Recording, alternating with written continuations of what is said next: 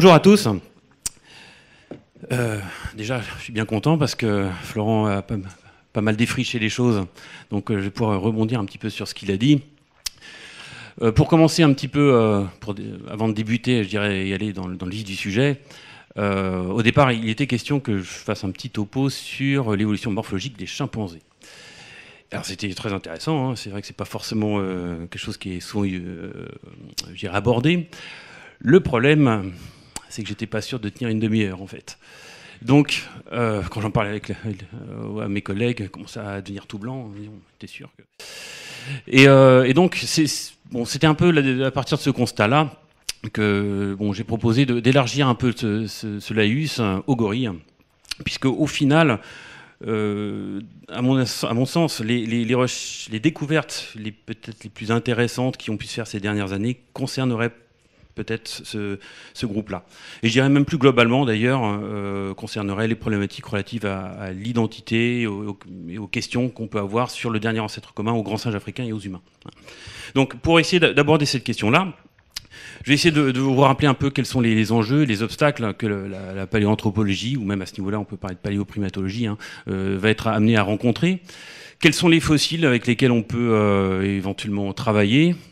Et vous allez voir que finalement, on a surtout pas mal de découvertes sur ces 10 dernières années, en gros, essentiellement en Afrique orientale.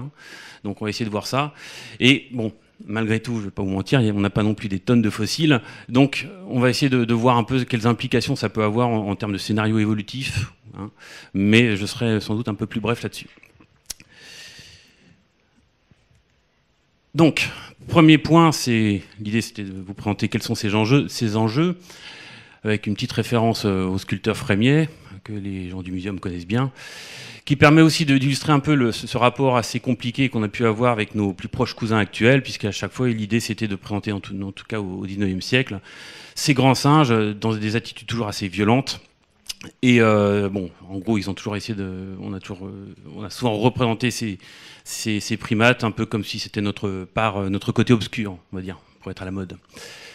Donc, les enjeux, ils vont être assez rapides à illustrer dans un premier temps. Alors, je suis désolé pour les humains, on va dire. J'ai pris un homme, mais pas n'importe lequel. J'espère que vous m'en voudrez pas. Si on se place, si on présente, on va dire, cet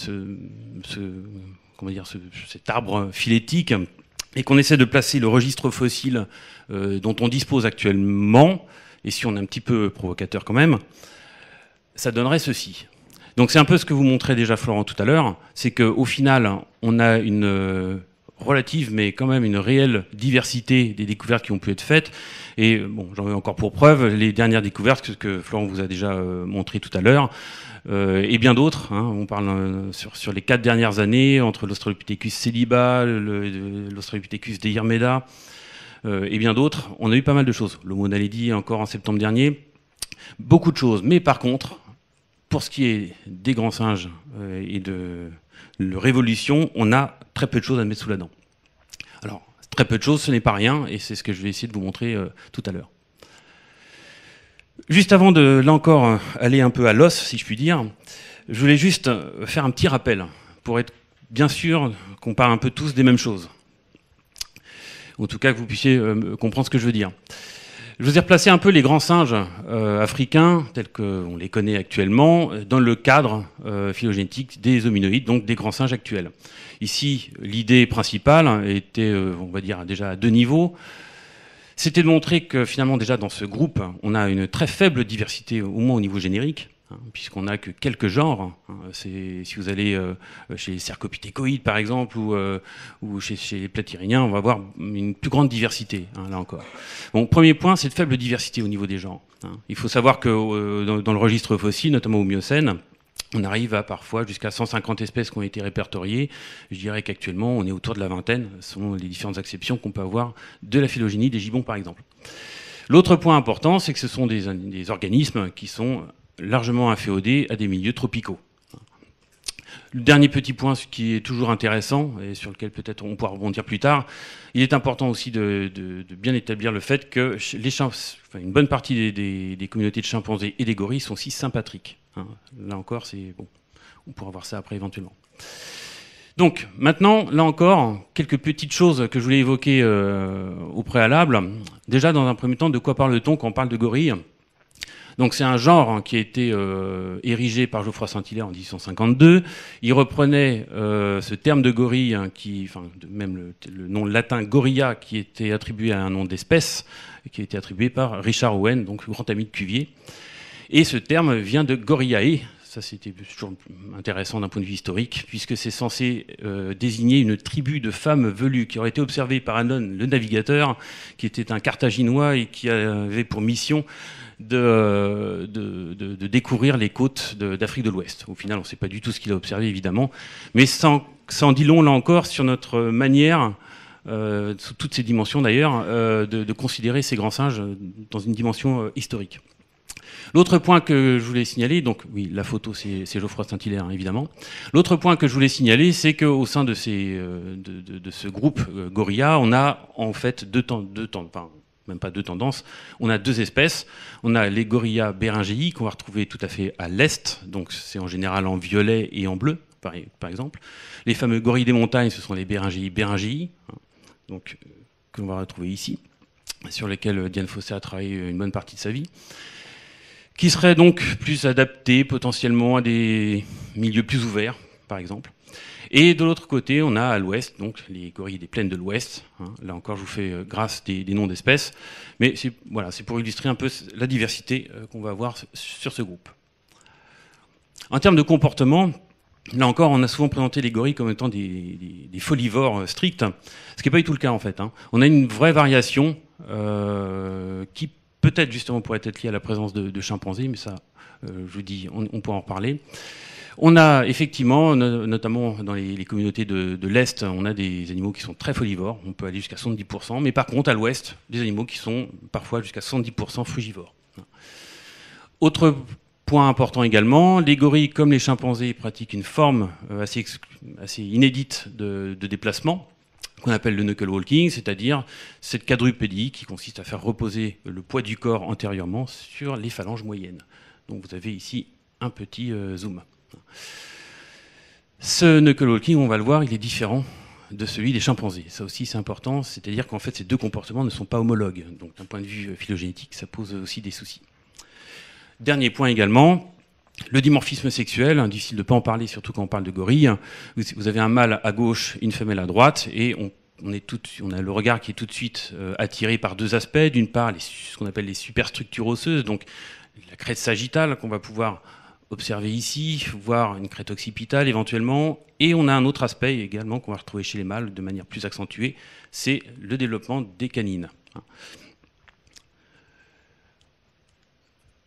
Autre groupe cette fois, le chimpanzé, donc le genre Pan, qui a été proposé par Hocken donc, au début du 19e siècle, un naturaliste allemand. Pan qui désigne évidemment la divinité grecque ou latine, c'est grec il me semble. Et juste pour mémoire, ça aussi c'est quelque chose sur lequel on n'y revient pas forcément souvent, mais le terme de chimpanzé, hein, qui étymologiquement signifierait l'homme moqueur en langue bantoue. Non, là encore, ça permet d'illustrer un certain nombre de choses. Là encore, pour ce qui est des chimpanzés, je ne vais pas rentrer trop dans le détail, mais on a une aire de répartition un peu plus importante. Il faut compter à peu près 120, 130 000 chimpanzés actuellement. Chez les gorilles, on est autour de 100 000, pour vous faire une petite idée. Hein. Chez les chimpanzés, donc, on a deux espèces. La première, donc le fameux bonobo, qui est désigné par cette aire de répartition rouge, hein, qui se situe au sud de la rivière Zaïre, ici. Et tout le reste, c'est du chimpanzé, donc du Pan troglodytes. Et après, on va voir différentes sous-espèces. Un petit focus sur celle qui est tout à fait à l'ouest, je ne sais pas si on voit bien ici, donc en jaune, qui correspond au Pan troglodytes verus. C'est la seule... ce sont les seuls groupes de chimpanzés qui utilisent des pierres pour faire du cassage de noix. Mais j'y reviendrai. Donc en termes de comportement, Chez les chimpanzés, on a une large dominance de la frugivorie. Mais là encore, quand je parle de dominance, il faut imaginer ça comme un répertoire. C'est-à-dire que ces derniers, en particulier les chimpanzés, sont capables de chasser. Ils sont capables de chasser en groupe, de manière organisée. Ils peuvent même boulotter un petit colobe de temps en temps, donc un autre primate. Donc c'est quelque chose dont qu'il faut bien garder à l'esprit. Je vous disais également qu'ils ont une quadrupédie qui est différente. Déjà en termes de locomotion, ils sont différents des gorilles. Ces derniers sont un peu moins terrestres en règle générale. Ils peuvent pratiquer une quadrupédie au sol comme dans les arbres. Donc cette quadrupédie, on l'appelle aussi knuckle walking. Elle est différente de celle des gorilles, hein, puisqu'on sait d'un point de vue déjà... j'allais dire d'un point de vue cinématique, c'est-à-dire que si on regarde un peu la disposition des membres au cours du mouvement, celle-ci sera différente. La main sera orientée un peu différemment, le coude sera un peu plus fléchi, etc. Donc il y a vraiment des choses très très distinctes, et même au niveau morphologique. Hein, on peine toujours à essayer d'identifier des caractères liés au knuckle walking chez les grands singes. Autant dire qu'a priori il n'y en a pas. Donc capable de quadrupédie, mais également de suspension, hein, chez les formes les plus jeunes, mais également chez les adultes évidemment. Pour ce qui est de leur comportement, il faut évidemment considérer que les chimpanzés avec les capucins, donc ce singe d'Amérique du Sud, sont les seuls individus capables de produire, enfin en tout cas d'utiliser des outils et de les produire, d'utiliser des outils en pierre déjà dans un premier temps, en milieu sauvage. Donc c'est ce que j'ai essayé de vous montrer ici, par exemple. Et comme je vous le disais tout à l'heure, seuls les virus le pratiquent, donc les chimpanzés qui se situent le plus à l'ouest. Après, on sait qu'il y a des traditions très très variables selon les groupes et que finalement, on peut même presque parler de culture. C'est comme ça que ça avait été publié dans les années 2000 par Wheaton et collaborateurs. Je passe sur cet aspect. Dernier point là encore, on a un dimorphisme sexuel là aussi, avec le mâle toujours à votre gauche, la femelle donc, qui va se situer à droite. Là, les différences sont quand même moins nettes, il faut bien l'admettre, et on va dire qu'ici, au niveau des canines, on a toujours une différence qui est quand même assez claire. Pour les superstructures osseuses, il y a un peu plus de variation. Donc, une fois qu'on a présenté un peu les différents protagonistes, j'ai fait l'impasse sur le genre homo, évidemment. Quelles sont les relations phylogénétiques que l'on peut établir actuellement? Je vais prendre l'exemple d'une petite synthèse qui a été proposée il y a maintenant quelques années, donc ce n'est pas forcément les données les plus récentes, mais qui illustre bien un peu le propos que je voulais illustrer aujourd'hui. L'idée, c'est que, en fait, depuis qu'il y a eu un réel gain d'intérêt pour ces questions, et avec l'avènement de la génétique, de la biologie moléculaire à la fin des années 60, on a pu avoir un certain nombre de versions qui ont été proposées en fonction évidemment du marqueur, hein, qu'il s'agisse des tests immunologiques de Sarich et Wilson, donc les travaux pionniers hein, dans ce domaine, en passant par les techniques d'hybridation in situ qui permettaient là encore de caractériser certains karyotypes par exemple, l'hybridation d'ADN, etc. On a plusieurs techniques. Et, au final, il a fallu attendre vraiment la fin des années 90 peut-être. Après, je ne suis pas généticien, hein, mais dans mon acception de la chose, c'était plutôt comme ça que je voyais justement cet aspect-là. C'est que c'est vraiment à la fin des années 90 qu'on arrive à avoir une sorte de consensus autour de la configuration suivante. Alors, je ne sais pas si on voit bien. Donc, avec les gorilles en groupe frère, du clade, homo et chimpanzé.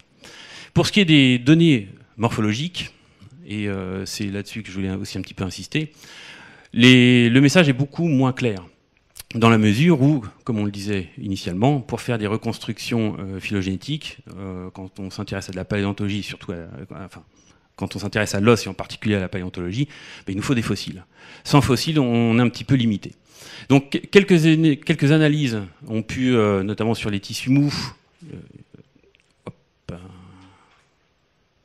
non, ça se voit, voilà.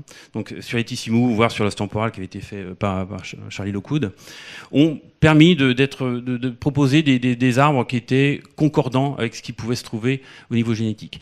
Mais ça reste des travaux un petit peu isolés, concrètement.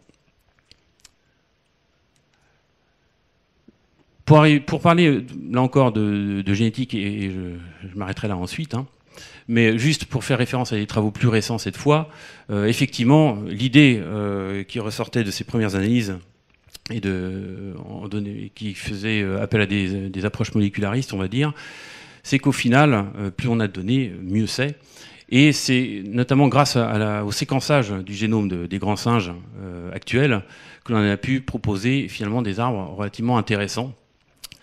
Et notamment, il y a celui-ci qui a été proposé par Scaillier et collaborateurs en 2012 et qui vous présente donc en abscisse des différences de séquences nucléotidiques, donc qui permet d'établir donc et de renforcer et de réaffirmer l'idée d'un clade chimpanzé-homme, ça pas de souci. Et évidemment les gorilles en groupe frère. Mais ce que montrait cette étude, qui initialement était la première à considérer un génome complet de gorilles, c'était de montrer que finalement les gorilles partageaient avec le genre Homo plus de 30% de leur génome.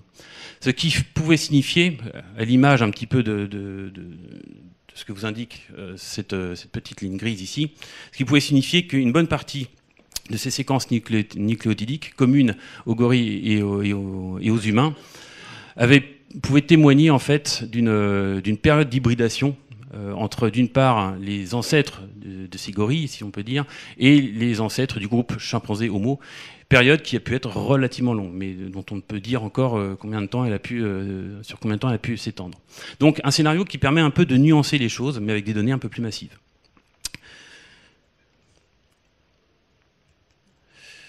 Maintenant, si on parle de temps de divergence, là encore, l'idée c'était de montrer encore la grande diversité de résultats que l'on peut obtenir en fonction des marqueurs qui ont été utilisés. Donc ces marqueurs, en règle générale, vous sont indiqués tout en haut.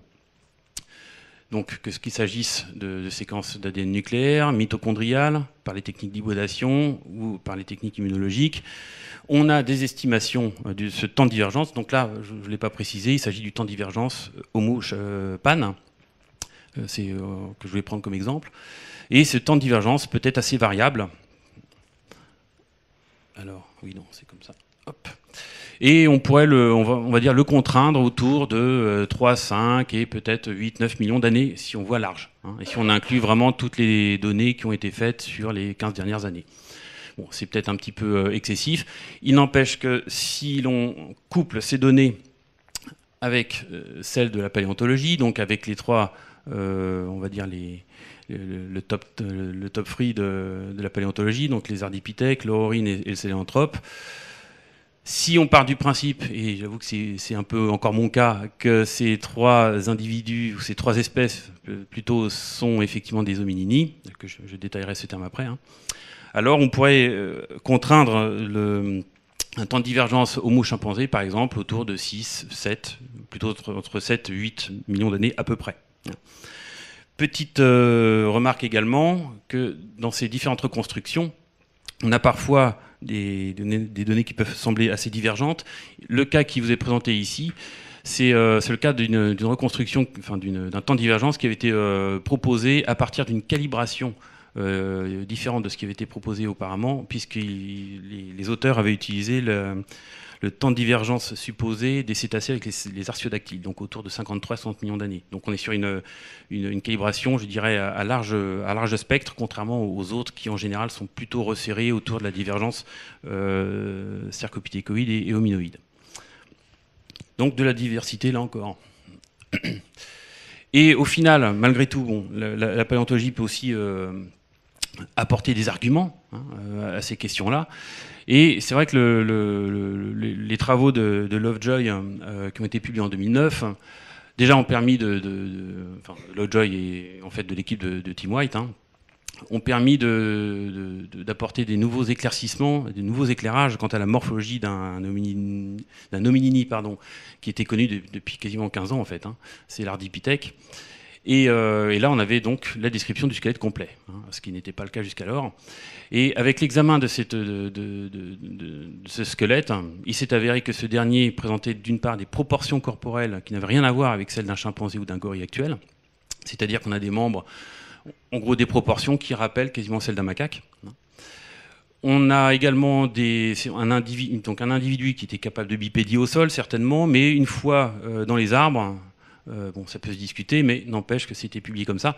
Une fois dans les arbres, ce dernier devait se déplacer de manière, je dirais, un peu non stéréotypée, c'est-à-dire qu'il était capable de grimper un petit peu, peut-être faire un peu de suspension de temps en temps, mais en tout cas, il n'en avait développé aucune spécialisation.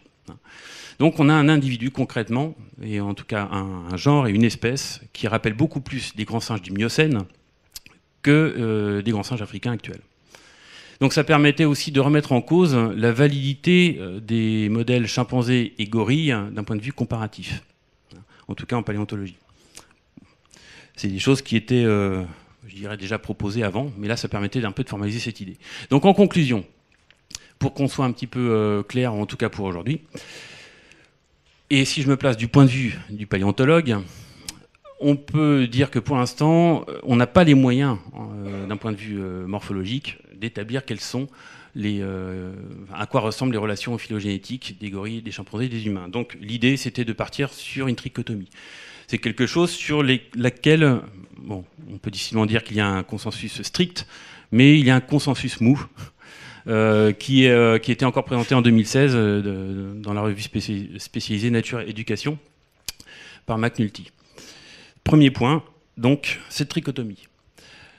Le second point, donc, juste des questions de langage, puisqu'il en était question tout à l'heure. L'idée que ça suggère, c'est que d'une part, personne ne remet en cause la monophylie des hominidés dans cette acception-là, en général. Et actuellement, on a tendance à regrouper chez les hominidés, d'une part, les ponginés, donc le groupe représenté par les orang-outans actuels, et d'autre part, les homininés. Et dans ces homininés, on aurait en gros trois groupes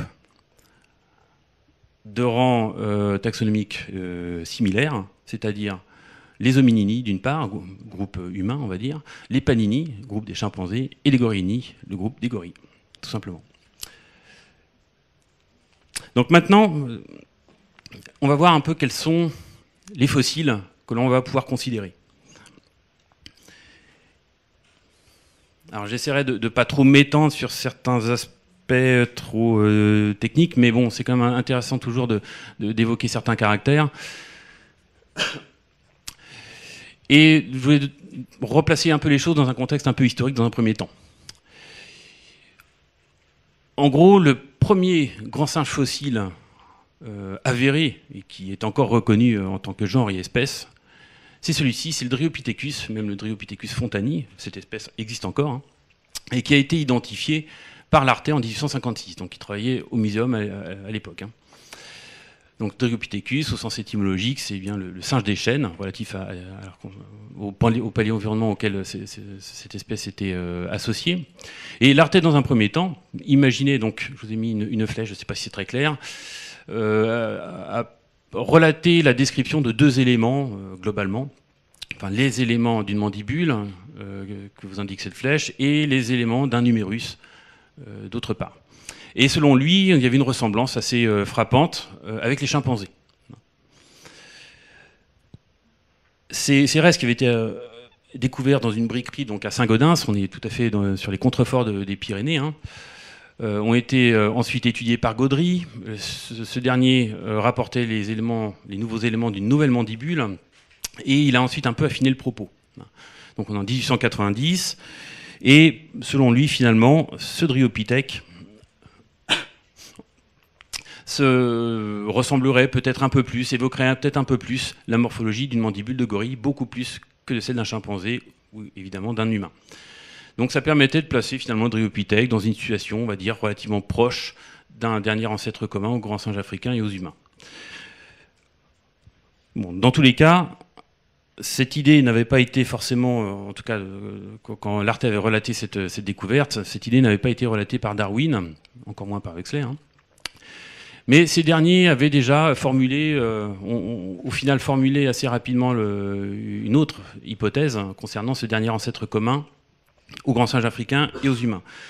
Et dans The Descent of Man, Darwin propose justement cette hypothèse-là, c'est qu'il part du principe que les gorilles et les chimpanzés sont forcément les descendants de grands singes aujourd'hui éteints, et que ces derniers, au même titre que leurs homologues actuels, de vivre également en Afrique. Donc il suggérait déjà à cette époque-là, et ça c'est finalement assez remarquable, que si on devait retrouver des fossiles de chimpanzés et de gorilles quelque part, c'est peut-être plutôt dans cette direction qu'il faudra aller.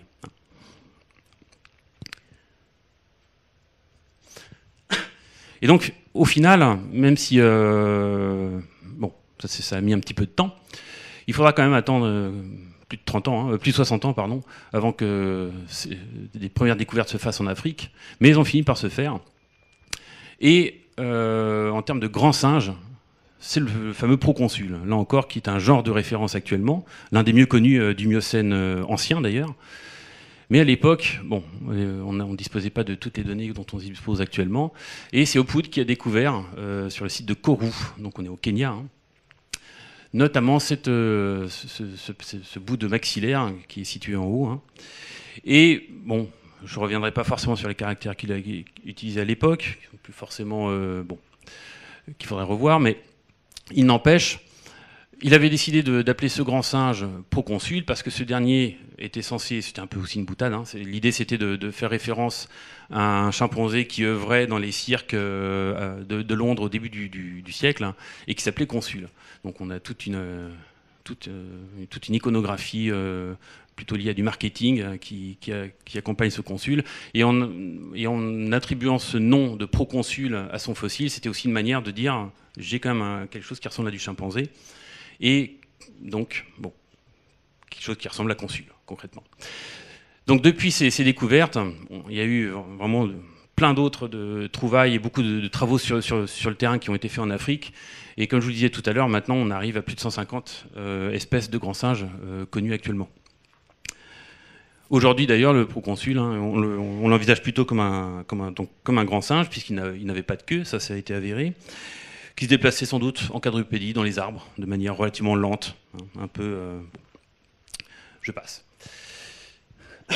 Donc au final, si on parle un peu des fossiles qu'il faudrait considérer actuellement, on va voir que finalement les découvertes les plus caractéristiques vont se situer en Afrique, comme je vous le disais.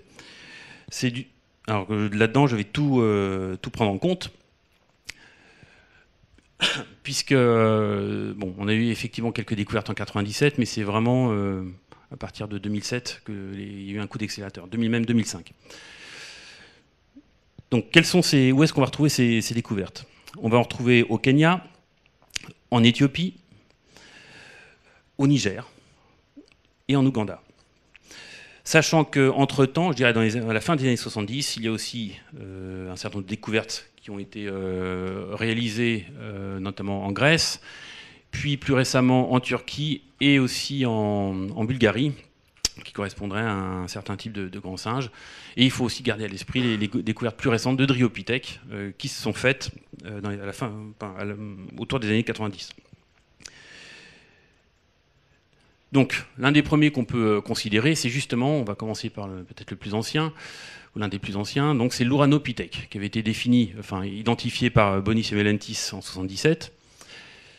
Donc cet Uranopithèque, comme je vous le disais, on le trouve au niveau du bassin méditerranéen, au moins à 3 endroits différents. Il présente une forte inclination du museau par rapport à la partie la plus haute de la face. On a un certain nombre, on a aussi des proportions au niveau dentaire, hein, qui semblent là encore intéressantes pour placer cet individu et les nombreuses mandibules qui font partie de son hippodygme à une position assez proche du dernier ancêtre commun aux grands singes africains et aux humains. L'an dernier, ça fait peut-être même 2 ans maintenant, quelques restes post-crâniens ont été publiés et rapportés à ce grand singe et qui semblent, là encore, montrer certaines affinités pour des taxons plutôt terrestres. Donc là encore, sans doute une aptitude à l'hyperextension des doigts. Bon, je ne sais pas si ça peut aider, mais en tout cas, c'est cette association avec la terrestrialité qui pourrait être intéressante. Donc plusieurs aspects qui avaient été abordés. C'est un grand singe intéressant parce qu'à un moment donné, on avait même pensé, en tout cas les auteurs avaient même proposé que ce dernier soit même groupe frère du groupe Australopithèque et tout le reste des hominidés. Bon, cela dit, c'était des caractères qui avaient été présentés, enfin les caractères qui avaient été utilisés étaient essentiellement des caractères adaptatifs, donc avec des risques potentiels de convergence. On reviendra un petit peu sur cet Uranopithèque plus tard. Maintenant, le Samburupithèque, donc publié en 97 par Pickford et Ishida, et qui était intéressant. Alors c'est ce maxillaire que l'on voit d'une part en vue de profil tout en haut et je dirais en vue occlusale, donc face dentaire vers nous, tout à fait à droite. C'était intéressant parce que ça permettait, d'après les reconstitutions du palais de ce grand singe, ça permettait d'établir qu'il avait un palais qui était déjà assez profond, ce qui est censé évoquer normalement les grands singes africains actuels, et ce qui permettait aussi de le différencier des grands singes du Miocène. Cela dit, il y avait d'autres caractères qui posaient un peu plus de soucis. Par exemple, on a, alors ça ne se voit pas très bien, tout en haut à gauche, mais une arcade zygomatique qui est assez basse, et des caractères dentaires, on va dire, qui rappellent des choses beaucoup plus anciennes, du Miocène ancien, par exemple, qui semblent finalement infirmer cette hypothèse. Mais au départ, il avait été publié comme une forme, là encore, relativement proche du dernier ancêtre commun aux grands singes africains et aux humains. Autre... alors, c'est même assez rigolo, cette affaire. En l'espace de 2 mois, il y a 2 équipes japonaises qui ont publié 2 grands singes, relativement intéressants pour ce qui nous occupe aujourd'hui, et en Afrique orientale. Le premier, alors pas forcément en termes chronologiques de découverte, mais en termes chronologiques, je dirais au sens temps géologique. Le premier, c'est donc le Nakalipithèque, donc publié par les gens de l'université de Kyoto, et qui avait pu, alors on n'a pas grand-chose, hein, comme vous le voyez, hein, mais qui permettait de montrer qu'on avait, là encore, un grand singe, en règle générale, qui avait des dents avec des dimensions assez proches de ce qu'on verrait chez un gorille femelle.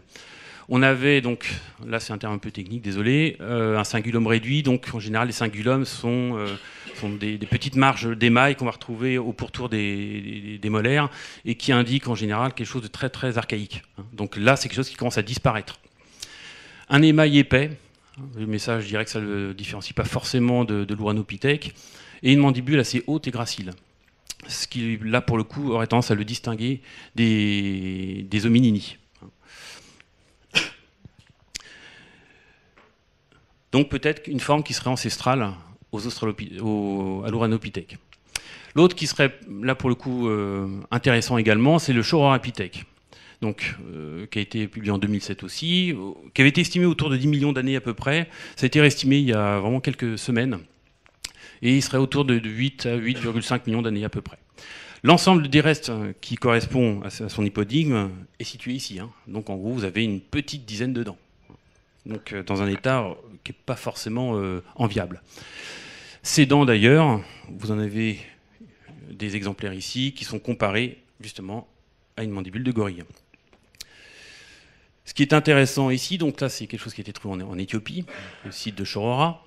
Donc c'est un site qui était déjà connu dans les années 70, hein, et qui permettait de montrer 2 aspects. Donc là vous avez une molaire de gorille qui est montrée tout à fait à gauche, en haut, et qui est comparée à celle du Shorodapithèque, donc qui est à droite. Et ça vous montre déjà un premier aspect, c'est qu'on a des crêtes de cisaillement, donc c'est assez précis, hein, mais c'est quand même assez caractéristique des gorilles, des crêtes de cisaillement qui sont assez, en tout cas qui sont disposées selon un patron assez similaire entre le Shorodapithèque et le gorille. Donc il y a d'autres arguments, mais à mon avis c'est celui qui est le plus fort, hein, qui permettrait de proposer une ancestralité, enfin un lien d'ancestralité avec les gorilles.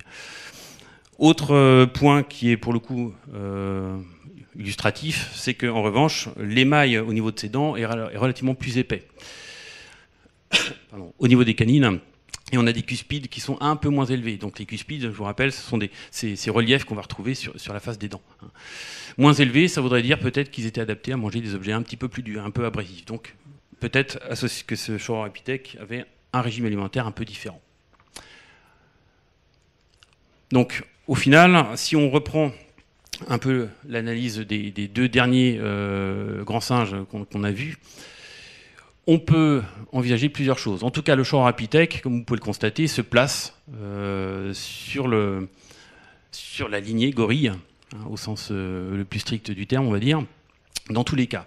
En revanche, le Nacalipithèque, c'est un peu plus compliqué. Soit ce dernier serait également dans cette posture-là et serait ancestral au Saurapithèque, soit alors ce dernier serait carrément un groupe frère de l'ensemble des grands singes africains et des humains.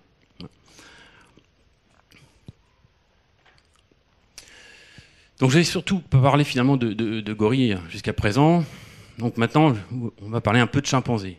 Ça, je dis bien un peu, puisque il y a assez peu de temps,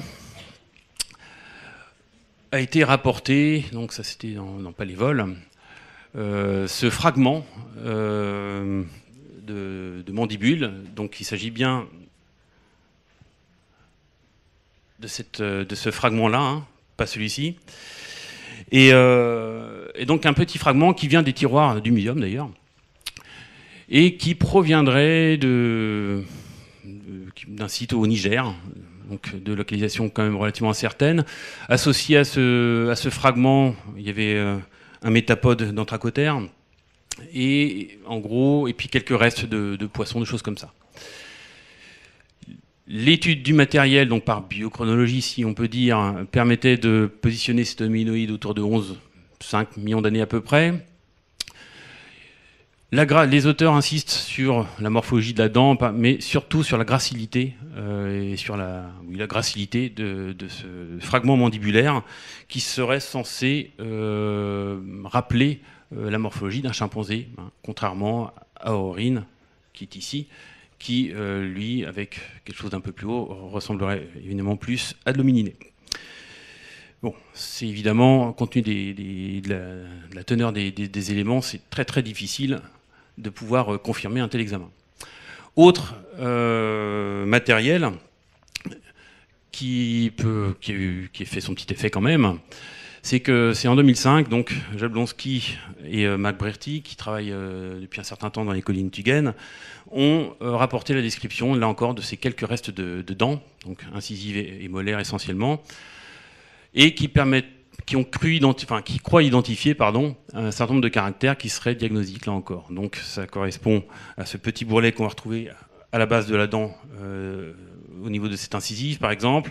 C'est la hauteur des couronnes qui serait relativement réduite, mais là encore, ces caractères ne sont pas diagnostiques. On manque vraiment cruellement de matériel pour ces questions-là.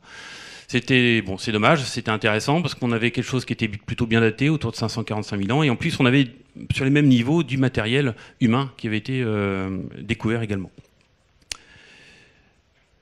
Le dernier, et je finirai là-dessus pour l'aspect paléonto, c'est un fémur. D'accord. Désolé, je suis un peu bavard. Donc, c'est un dernier fémur qui, là encore, d'un point de vue métrique, j'accélère, qui, d'un point de vue métrique et même d'un point de vue morphologique, semblerait se caler là encore, sur du chimpanzé. Donc, c'est sur un site qui a été trouvé en Ouganda. Mais alors, par contre, au niveau de l'âge, on ne sait pas si c'est de l'Holocène ou du Pléistocène. Enfin, c'est un petit peu difficile.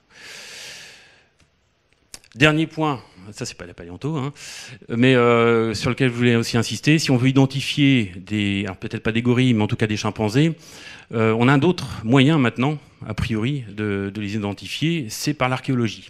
Et depuis quelques temps, maintenant, on commence véritablement à s'intéresser à ça, c'est-à-dire vraiment ce croisement entre la primatologie et l'archéologie, dans la mesure où, comme je vous le disais tout à l'heure, les capucins et les chimpanzés, même aussi certains macaques, en Asie du Sud-Est, ont tendance à utiliser par exemple des percuteurs pour écraser soit des noix, soit des coquillages, des choses comme ça. Et on peut ensuite, il y a déjà des travaux qui ont été faits dans ce sens, travailler sur la répartition des éléments qui ont été utilisés et donc réaliser une réelle approche archéologique, hein, comme c'est ce qui d'ailleurs a été fait sur ce site daté de 4300 ans, hein, sur la forêt de Taille. Bon, j'accélère un petit peu. Si je peux, voilà. Donc pour les scénarios, ça sera des scénarios assez brefs. Dans tous les cas, ça aurait été bref. On a deux aspects qu'il faut voir, c'est que d'une part, il y a une première question qu'on peut se poser, c'est quelle est l'origine de ces grands singes africains. Et c'est David Buggen qui, notamment, hein, c'est pas le seul, mais qui défend cette idée-là depuis un certain temps, c'est le Back to Africa hypothesis. C'est-à-dire qu'au final, il se rend compte qu'on a des grands singes qui arrivent en Europe autour de 15-16 millions d'années, et qui, selon lui, ont tendance à s'éteindre entre 10, 9, voire 8 millions d'années, hein, pour être strict, Et selon lui, cette disparition s'accompagnerait également d'un repeuplement, si l'on peut dire, de l'Afrique par ces grands singes. Le seul problème, c'est qu'à cette période-là, on commence à avoir quelques restes en Afrique, et qui semblent indiquer qu'au final, on a finalement peut-être une importante diversité. Même si entre 7 et 12 millions d'années, évidemment, les choses ne sont pas... bon, on a besoin de fossiles, quoi. Le dernier aspect que je voulais aborder, c'est l'East Story. Vous la connaissez tous. Concrètement, l'idée, là encore, c'était de dire que avec la surrection du grand rift africain, notamment à partir de 8-10 millions d'années à peu près, hein, on avait une première barrière de pluie qui s'était mise en place, et que celle-ci avait contribué à scinder une population ancestrale, une population en tout cas morphologiquement proche du dernier ancêtre commun aux grands singes africains et aux humains. Donc il aurait scindé en deux populations. À l'est, une population qui aurait donné en gros des hominini, et à l'ouest, les futurs... on aurait eu les gorini et les panini. Concrètement, on pourrait dire que la présence de Toumaï au Tchad, voire de l'Australopithecus Barrel-Ghazali, pourrait montrer que finalement cette barrière n'en a jamais été vraiment une. Maintenant, il y a d'autres preuves beaucoup plus, je dirais, prégnantes. C'est d'une part les données sur les poissons et sur les hippopotames également, qui semblent indiquer qu'en fait, on avait des communications entre les différents bassins sédimentaires, que ce soit les bassins sédimentaires autour du Paléo-Tchad, par exemple, du lac Paléo-Tchad, et en contact donc avec l'Afrique de l'Est. Bon, j'accélère. Je voulais vous parler de simulation, on n'a pas le temps. Je vais juste pour conclure, désolé. C'était juste pour dire que finalement les fossiles restent importants. On n'en a pas beaucoup, mais ça reste fondamental, parce que c'est vraiment avec ces fossiles qu'on peut avoir des jalons, et ces jalons doivent compléter les approches, on va dire, moléculaires, hein, concrètement. Donc là encore, plus de fossiles toujours. Difficulté d'établir effectivement un scénario valide. Là encore, c'est un peu facile, mais c'est pourtant la réalité. On a là encore trop peu de fossiles. Pourquoi si peu de fossiles? Alors on a souvent évoqué le fait que ces grands singes vivaient dans des milieux tropicaux, donc a priori peu enclin à permettre une bonne conservation de ces restes. Maintenant, il y a à mon avis de l'espoir, notamment si on allait un peu plus au nord, ou un peu plus... je dirais un petit peu plus au nord par exemple, là où à un moment donné la zone intertropicale s'était étendue, notamment au cours du Miocène, même si aujourd'hui c'est un peu plus désertique ou un peu plus aride, certainement qu'il y aurait des choses à faire, hein. Alors par contre, c'est le Soudan, c'est l'Égypte, c'est la Libye. Voilà. C'est le problème. Voilà, je m'arrête là. Désolé.